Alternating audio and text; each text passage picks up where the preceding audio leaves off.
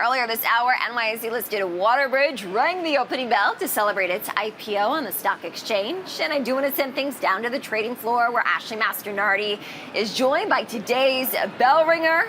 Ashley, hello. Kristen, WaterBridge is here to celebrate their IPO. Shares popped 18% in the first day of trading. I am here with their chair and founder, David Capobianco. Welcome to the New York Stock Exchange. Welcome back to the New York Stock Exchange. Thank you very much. You took LandBridge public 14 months ago. We did. This was your second time ringing the trading bell. How did it feel to be back?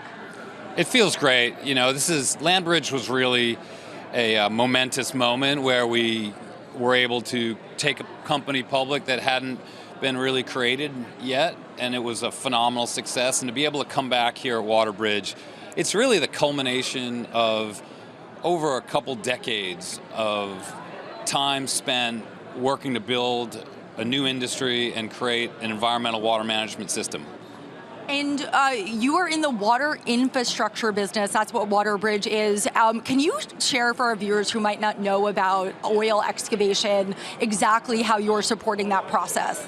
Sure. So environmental water management entails gathering water from the fracking process and transporting it to a central location, filtering it, treating it, and recycling it, and the remainder gets disposed of in deep underground injection wells.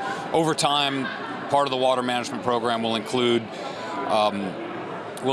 next generation water management solutions with beneficial reuse alternatives.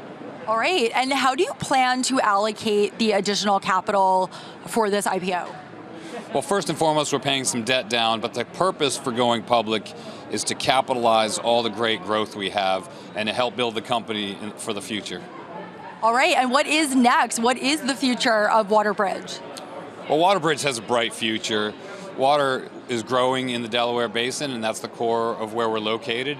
And for the long term, utilizing that water, returning it to industry for recycling, and desalinating it, evaporating it, and doing things to create beneficial reuse to drive an acute need for water in the region is a great thing. All right, and how are you supporting the oil excavation process? Is there anything more you can share about that? I know you have thousands of miles of pipeline across the U.S. Well, I guess first and foremost, you can flare gas, you can truck oil, but if the water stops flowing, everything shuts down. So we keep it moving. We have massive redundancy and reliability in our system, and we enable our partners to drill and produce oil in an environmentally sensitive way. And how did it feel to be up there ringing that bell this morning?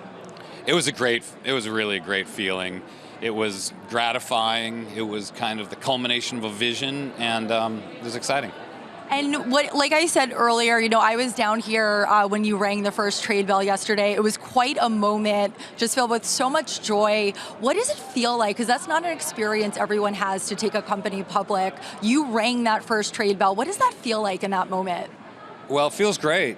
You know, like I said, it's been a long time coming. We've been at it for almost a decade, and you know, there are some bumps and turns in the road, as with every business, but we see a really bright future, and to be able to take the company public at this moment was just really exciting.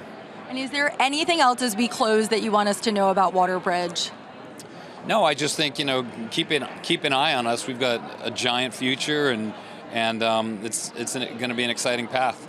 All right, awesome, very exciting stuff. David Capobianco, thank you so much for joining us at the New York Stock Exchange again. Welcome back. Thank you very much. Kristen, I'm going to send things back up to you. Ashley Mastronardi down there on the floor for us. Ashley, thank you so much. And a reminder to viewers, a great WaterBridge interview. That company dual listed this week on the NYSE and NYSE.